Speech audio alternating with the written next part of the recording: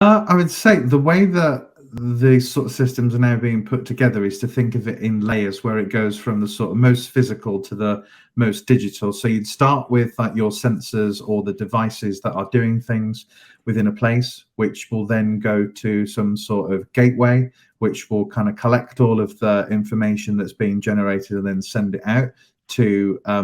typically a cloud service somewhere, where it's then brought together and stored in a logical or structured way so that you're able to run sort of queries.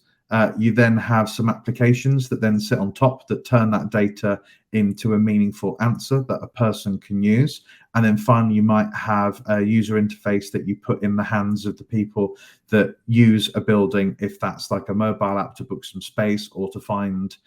somebody with a particular skill or interest, or to, I don't know, book something that could happen in your block of flats or whatever it is. And so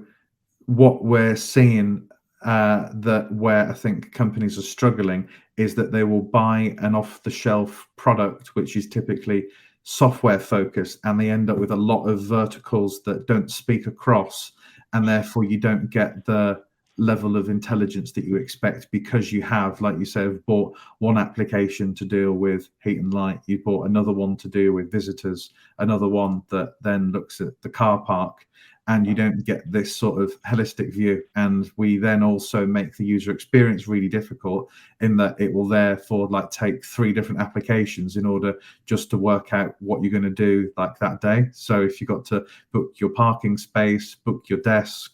book another meeting room, we've added 3 extra apps that somebody needs to download that they didn't want to, and they just want to say, I'm coming to the office on this day.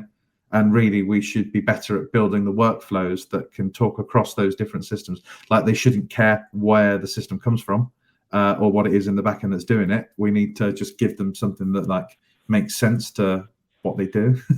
And we forget that, because we just want to buy something that's cheap, simple, and quick. And in doing so, we think we've added efficiency. We haven't.